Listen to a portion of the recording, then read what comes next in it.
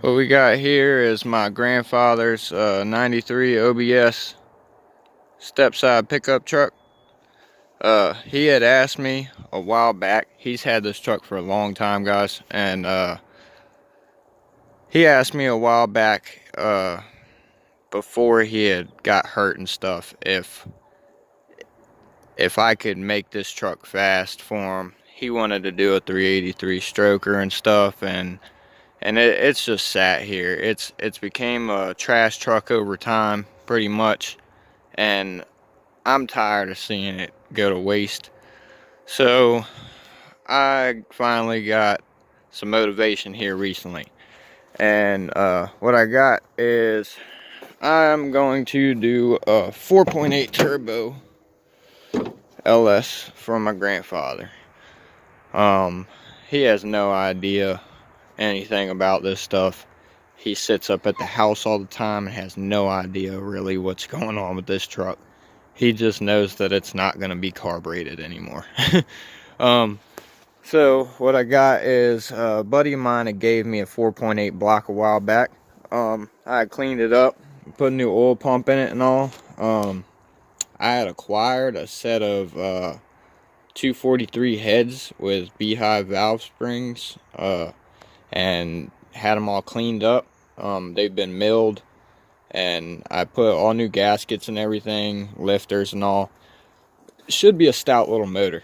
I'm gonna turbo it here soon. I wanted to let you guys know what I was doing with it exactly. I had kept a lot of the stock truck harness is still here for the moment, because I was trying to figure out what exactly to keep, what not to keep. I'm learning more about it as I go. So far I know that I kept the distributor stuff for the tack signal. I got the coolant temp sensor wiring so that I can tap that in. The speed sensor wiring, I was told that I could use that and tap into it so that the computer picks up on what's going on. I got the oil pressure sensor wiring still back here, and my fuel pump wiring.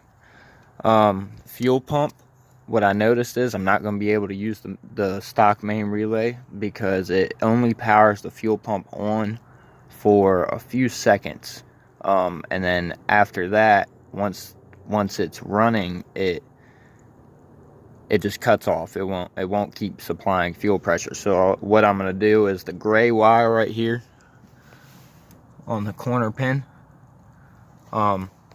you power that up for your fuel pump. So you keep your stock fuel, and if you're using the stock fuse box, then you can tap in to the fuel pump wire. I'll show you that here in the next couple of days, how exactly to wire up your fuse box. But I'm going to be wiring the fuel pump into the stock LS fuse box, and trying to keep as many of the factory gauges as I can. Worst comes to worst, I'll figure that out later on. But I gotta go to the junkyard and get a few things. I need a coolant housing. Debating on whether or not we're gonna keep AC in this truck, because I have pretty much everything. I got a set of headers for it. I gotta buy EGR delete.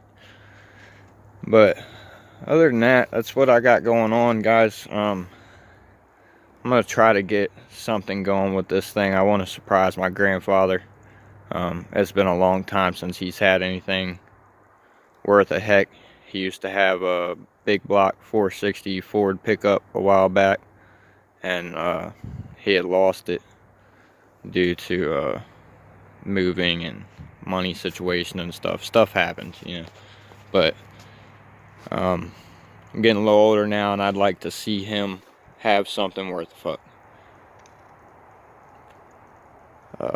Appreciate all you guys' support, and I'm gonna try to do more videos on this and help you guys who want to do C1500, K1500, whatever, LS swap.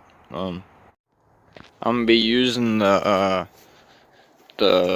93 first gen 4L60E trans. I'm gonna do a video on that probably here in the next 2 days on how to convert the internals of the original 4L60E trans to work with the factory LS ECU. You do that by changing out the internal wiring harness and one solenoid. But thank you guys for watching. Please like, comment, subscribe, whatever. If you have any questions, go ahead and comment, and I'll get back to you. Appreciate it.